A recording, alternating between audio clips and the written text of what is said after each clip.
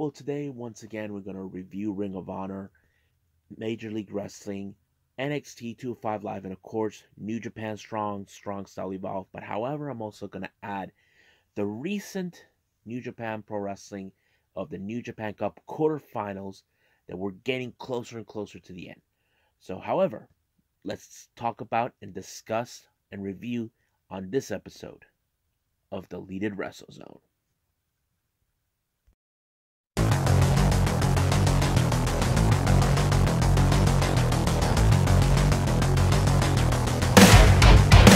Are you ready?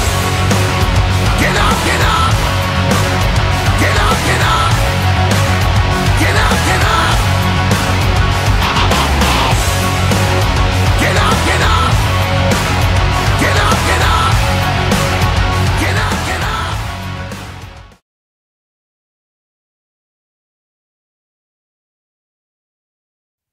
Welcome everybody to Deleted Wrestle Zone. All things that it's pro wrestling with AEW, NXT, New Japan Pro Wrestling, Impact Wrestling, the National Wrestling Alliance, various promotions, matches, wrestlers, and championships. I'm your host, J-Rod here. So, let's begin with Ring of Honor, this recent event that they had. It was later revealed not too long ago, if you guys recalled, there was a #1 contendership for the Ring of Honor World Tag Team titles, consistent of the Briscoes taking on La Facción Ingobernable, that has Dragon Lee and Kenny King involved. As you know, Flip Gordon showed up and cost the Briscoes the chance for the World Tag Team titles. But however, it was revealed Flip, who portrays himself as the mercenary, it was told it was EC3 that paid him to derail the Briscoes. Basically, he wanted to get the attention of Jay Briscoe, which he did.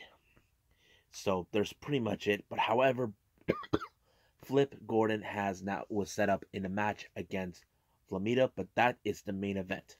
Now, the first match that they had of the night, it was in fact a Pure's Rule match with a guy I don't know named Dak Draper taking on Fred Yehai, who I'm familiarized with him with being part of Catchpoint on Evolve.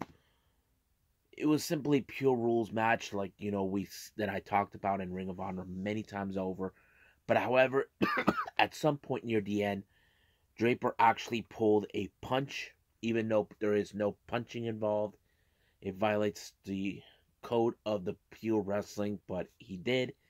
He won the match in a fashion with a very interesting submission, but at the end he actually showed a little disrespectful way to Yehai. I'm not sure if they will ever come across, but you see, here's the thing: not a lot of the Pure wrestlers take like the glory, like exciting, but Draper, he's not one of them. So he made that perfectly clear when he won his match. Now the next match we have Kenny King taking on Tony Deppen. Deppen made some remarkable comments against La Facción Ingobernable, but Kenny King has been trying to tell him, who do you think you are? But of course, he had backup with him in the match. Not only he had Amy Rose, he had Bestia del Ring, and of course, Dragon Lee. Because Tony Deppen wants a piece of Dragon Lee and the World Television title. But at some point during the match, Kenny was throwing a bit of his cockiness, trying not to stay on focus on Tony Deppen, but that became his downfall when he lost the match to Tony Deppen. But however, because of that, he paid the price when the members of Los Facción Ingobernable, Bestia and Dragon Lee, showed up and took care of him. But however, it did not end there. It continued on with Brody Lee, who has a grudge against Bestia for costing them the match at Final Battle against Rush. Rush showed up. To even the playing fields, it became a 4-on-1 type of situation. And of course, Bestia put Brody Lee right through a table, which ended him down on the ground. So it appears that we got La Facción Ingobernable proving that this is their house, not the Foundation. Now, the main event, it consisted of Flip Gordon taking on Flamita. As you know, not too long ago, Flamita's mask was removed by Flip Gordon, showing disrespect. Flip has a huge chip on his shoulder, where he's demanding a shot of the world title that he believed that he earned. But however, it hasn't happened. Now, the match was great in the way, high flying and all that, but the entire match ended when out of nowhere, Mark Briscoe, who that many people thought he forgot about, turns out he came out for some payback against Flip Gordon, costing them the chance for him and Jay to go after the Ring of Honor World Tag Team titles, and it cost Flip the match. However, he decided to show more disrespectful to Flamita, but however, the Mexi Squad, Bandito, and Ray Horus came to the rescue. And of course, I don't know what's going to happen in the upcoming days, but we do know we're heading to an anniversary show in Ring of Honor. Some match have been set. We already have, what's his name? Rush will put his title on the line against Jay Lethal, and I'm assuming the tag team titles will be on the line too. But we'll find out what's going to happen down the line with Ring of Honor. I'm excited to see what's going to happen. But let's move forward with MLW.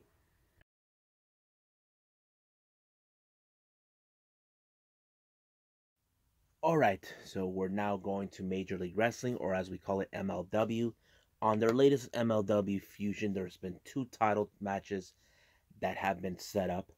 As you know, there's been a lot of interesting that's been going on. Feuds been spreading from left to right.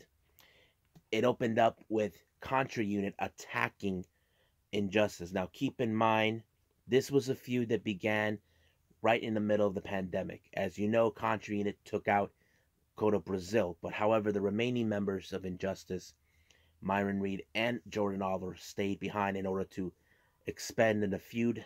Apparently, we had Jordan Oliver, who was unsuccessful to obtain the MLW World title from Jacob Fatu.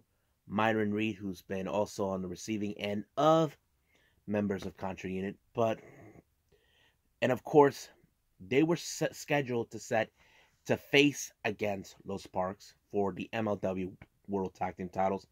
But because of this, it was later broke down that it was going to be a triple threat match for the MLW World Tag Team titles. But that's the main event, so let's go with the opening match. But as you know, in the previous episode, I mentioned that Lio Rush put out a contract for an open challenge for the World Middleweight title. No one knows who did it. Me, I couldn't figure out who it was because there's no possible way it was Laredo Kid, because I assume he might have went back to Mexico.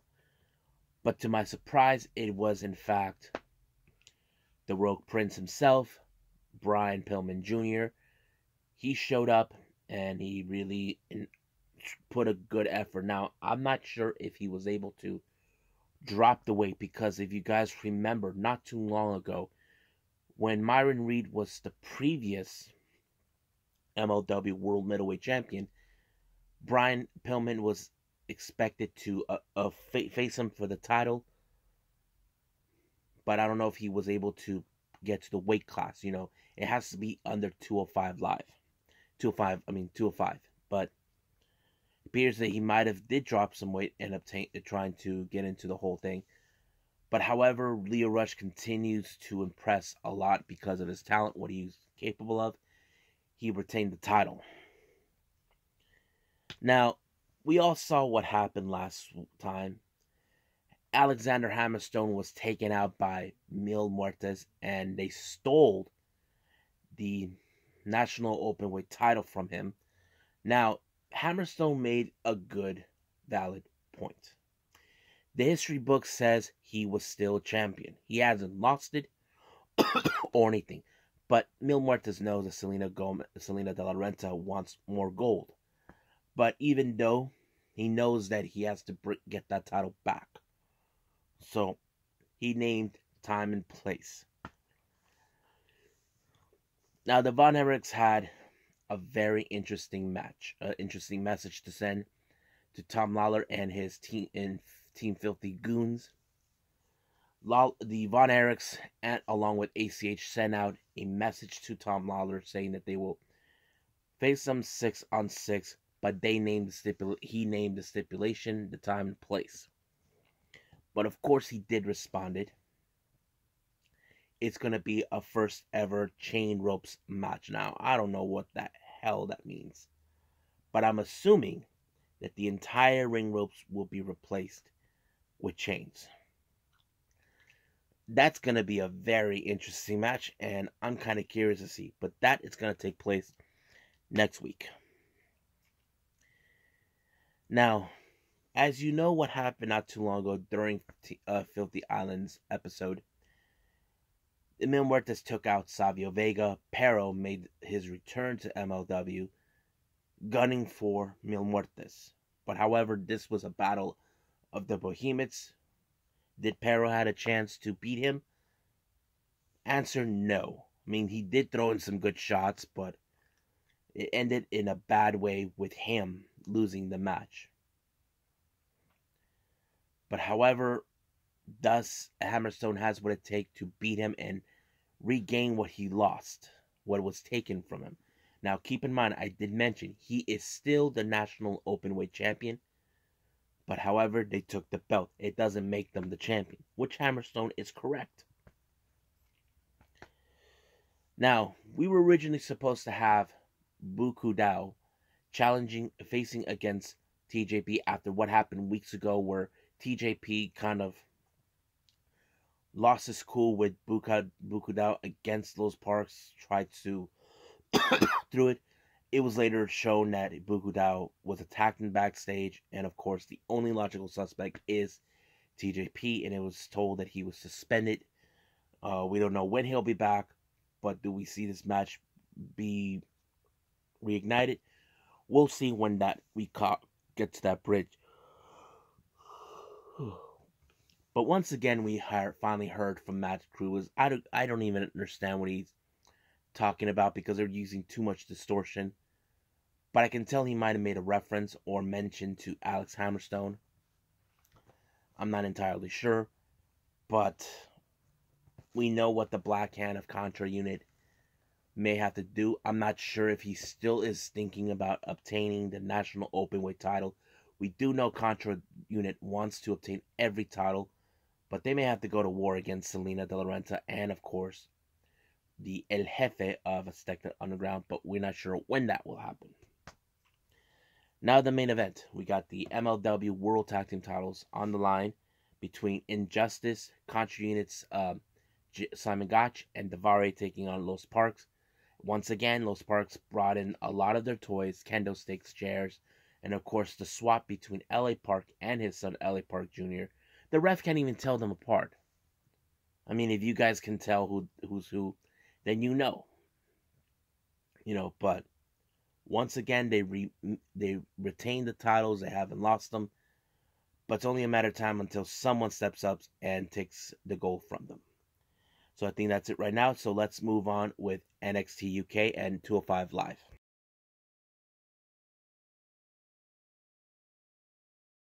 Alright, so let's talk about WWE's NXT UK and 205 Live. So in NXT UK, we did witness the weigh-in with Trent Seven to face Jordan Devlin for the Cruiserweight title. Now, keep in mind, all of these videos were pre-taped. Apparently, we all know where Jordan Devlin is at this point. He's in the U.S. now. So I'm assuming these events were pre-taped for all of us to watch, but it makes perfect sense. But, however, we'll catch up to that anyway.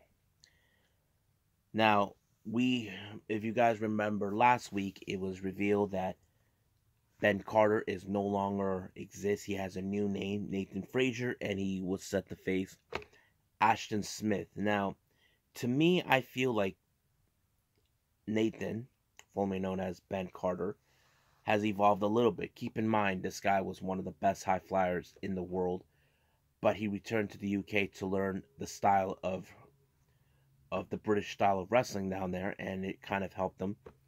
Looks like, to me, the name might not have changed anything, but his style remains a bit of the same.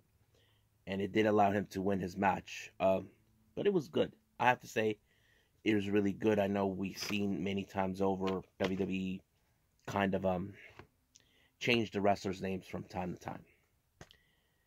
Now, a couple weeks ago, we did witness Ilya Dragunov's recent attitude, what happened to him, but for months, since his loss towards Walter, has changed him. He's been acting radically aggressive during the matches.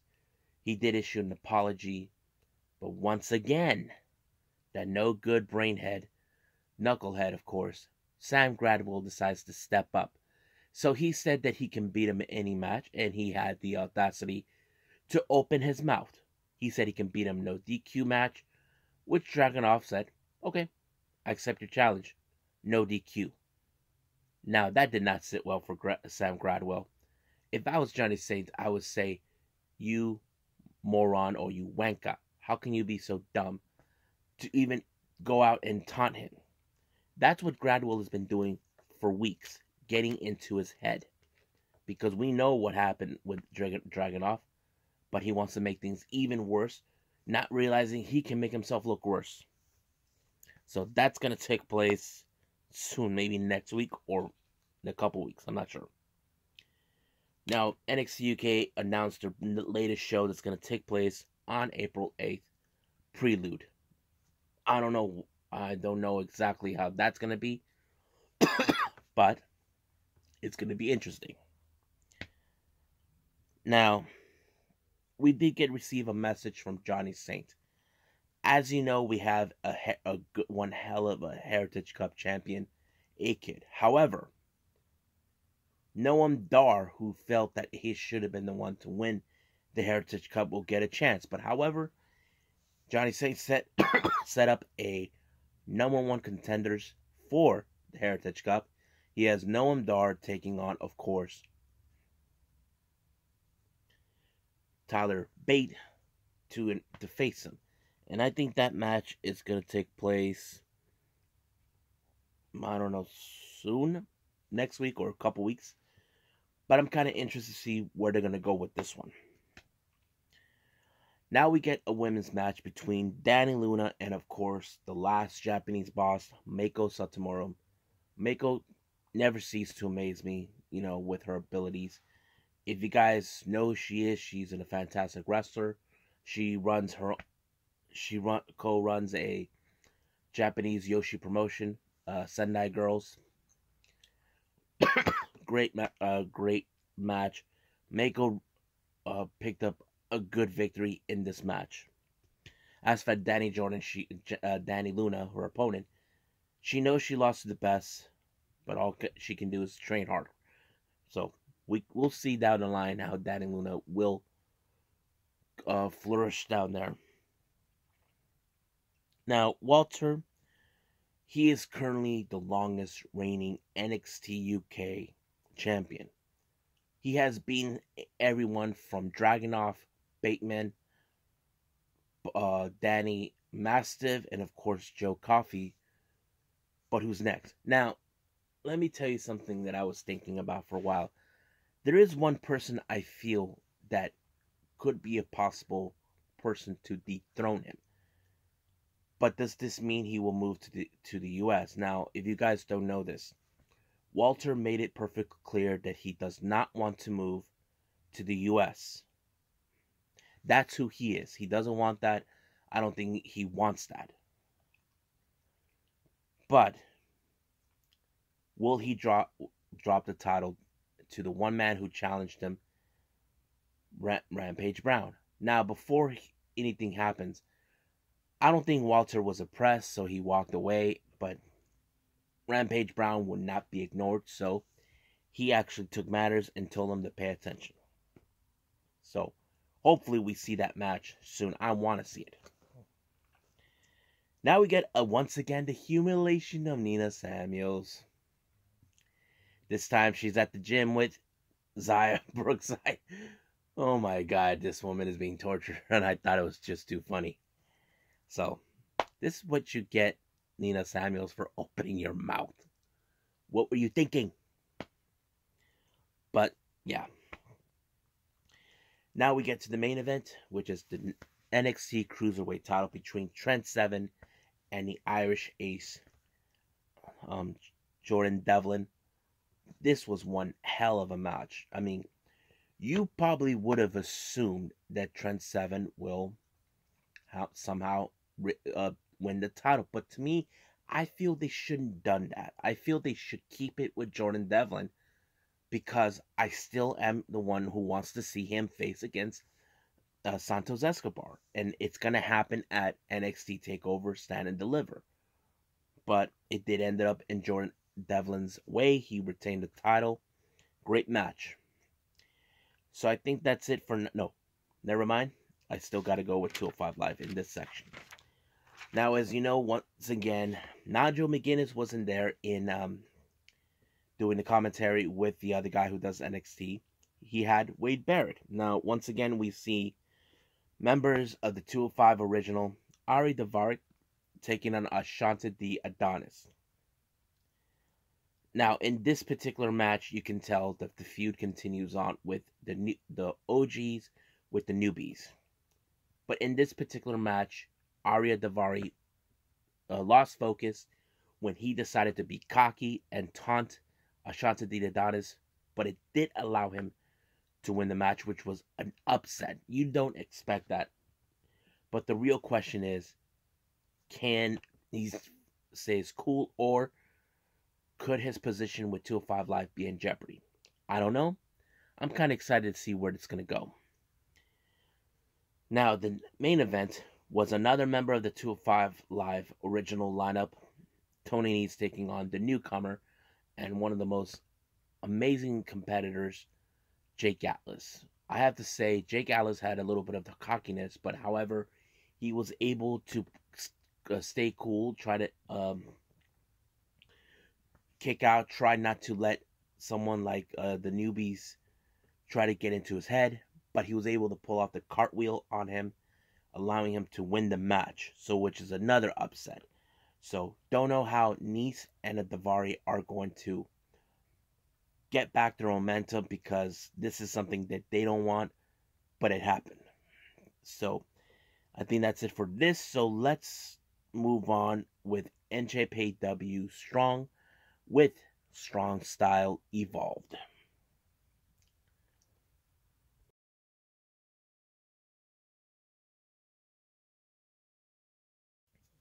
Okay, so we got New Japan Pro Wrestling Strong. Right now we're in Strong Style Evolved. As you know, they're still continuing with the New Japan Cup USA qualifying matches. There's only 2 remaining spots. But however, we got the opening match where we have Young Lion Alex Coughlin taking on Jeff Cobb. Now, I have to say they finally caught on with Jeff Cobb, where he is now being recognized now as the member of Empire, where he just came around and turned heel without explanation. I have to say they kind of finally picked it up. These shows are pre-taped just as like NXT UK, but it's okay. But as you know, Jeff Cobb always wins his match when he pulls up with the tour of the islands. Still the same cocky guy, same guy who uses his opponent as a punching bag, and that's how it is. He won in that fashion, actually. Now, in one of the qualifying matches, we have Ren Narita taking on Mysterioso, or as people call him, Big Papi Pump. So basically, Mysterioso has come from a long way to get where he's going to be in New Japan, even win the New Japan Cup. But he's facing a young lion, or recent young lion, who's on excursion. I have to say, this match, even I like how, what's his name, Alex Kozlov was commenting about how his style is almost similar as Katsuyori Shibata. I didn't even notice, but it looks like he is. I think his training with Shibata paid off. Now, if you guys don't know what I'm referring to, during the end of the Young Lions Cup, Ren Narita lost big time, and he wanted to go to LA to train under Shibata, and Shibata took him under his wing, and that's what he did. He's been in LA training, but it did pay off, and I have to say, this match paid off as well to watch, because you see Ren Narita is now becoming a bit more well known in the entire New Japan world. He somehow was able to beat Mysterioso. It was a big upset. But do I think he can win the New Japan Cup? No, but I do see he will do a great job maybe in his first or second match. I'm not sure. But I'm kind of curious where they're going to go with this. Now, the main event for the New Japan Cup, Strong Style Evolve, we have, of course, for the qualifying match of the New Japan Cup, Bateman and Brody Lee. But best part about Brody Lee, he had the Sterling twins by his side. This match was like unbelievably good, because somehow Bateman knew exactly where to go, where to hit Brody, how to take him out, how to put him out. But, you know, he wasn't a joke. Brody Lee knew it right from the start. But somehow Brody Lee was able to turn the page on this and put it in his frame with the Gosmo bomb. Gosmo, whatever he calls it. Putting away Bateman and allowing himself to advance. And now in post-match interview, he said that he's going to win the entire New Japan Cup. He was close last year when he faced Kenta, but now we'll see how that goes. So if you guys are excited, you should check it out. But I think Brody Lee is one of those guys that I will pay attention in the New Japan Cup USA. But we'll see what the price is when that happens. So I'm going to end the show with, of course, what happened in the recent New Japan Cup with the qualifying match. So let's do that right now.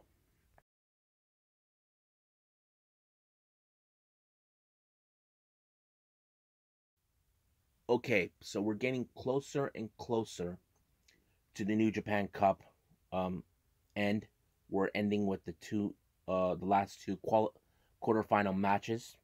But let's go with the opening match. We have the Young Lions once again, Gabriel Kidd, Yuya Uemura.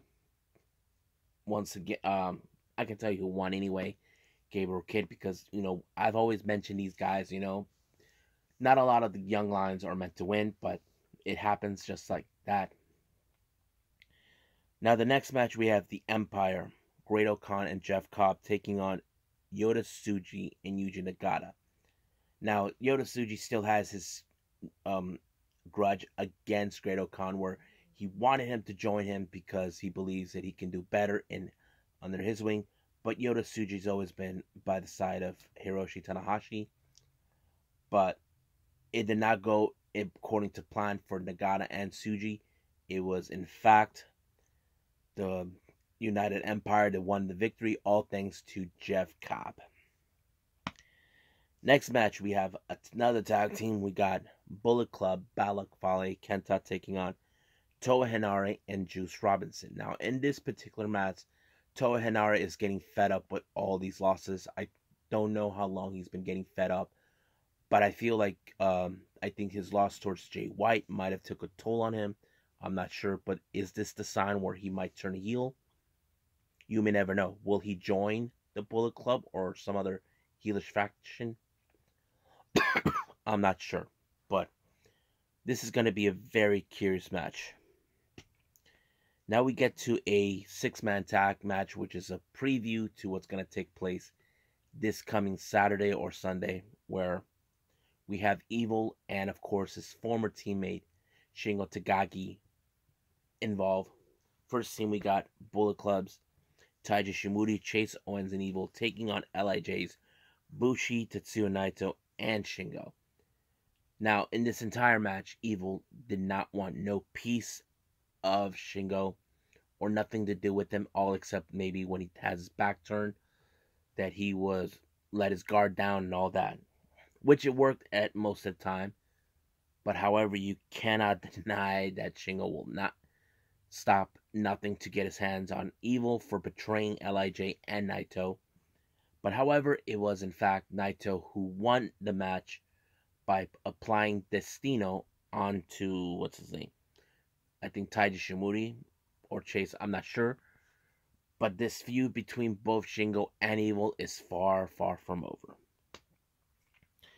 Now let's get to the matches of the last quarterfinals of the New Japan Cup. First match, Jay White along with Geto, who believes he has his destiny that he will win his match.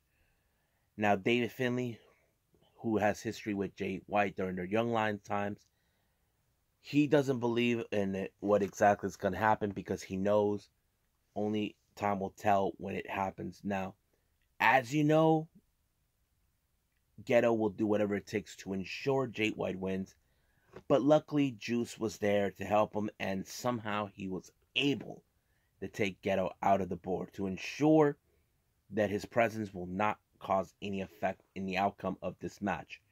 You see, as you know, people want to see one-on-one matches, and that, I have to say, this match kind of played out very well. It told a story how Jay White is saying, "You will always be the same loser that you lost to me," but David Finlay made it perfect clear he is not the same guy that he remembered when they first met as Young Lions. But Jay White doesn't believe that. But I have to say, Finlay pulled up the biggest upset. He actually took out Jay White out of the New Japan Cup. I did not expect that. He was one of the guys I did expect that he could win it, but now that he's gone, that kind of messed things up for me. So, David Finlay pulled a great upset. I can't wait to see what he's going to do. I think he's facing whoever's going to win between Ospreay and Sonata. And let's do that right now. As you know, Will Ospreay is sending a statement knowing that he will win this for the name of the Empire. But however, he still has a deal to Sonata. As you know, Sonata tried to break his nose and he flipped him off the last time he saw him. I thought it was a classic, argument between them. Once again, Sonata used that against him. He even applied the Paradise Lock onto him, but he moved his head close to the pad of the turnbuckle, trying to break his nose. So he's been targeting the nose. But however, this match was also good to see, because I think the Empire has been making new headwaves since they arrived. As Will Ospreay, the leader, maybe this will play out very well. And frankly, it was Will Ospreay who won the match. And he believes that he can pull it off and win the entire thing. But he has to face against David Finlay. So this is going to be a very upcoming challenge for David Finlay to face against Will Ospreay. So I think that's it for now for all of this that I've been putting out for all of you. Stay tuned for more stuff. I got some updates that I'll be reviewing on the next episode, and then there will be more on Japanese wrestling, and then the New Japan stuff, and of course other things. So, but for now, I must bid all of you adieu. And of course, I'll see you in the next DWZ time on this DWZ channel. So, adieu. Goodbye. And have a nice day. Bang.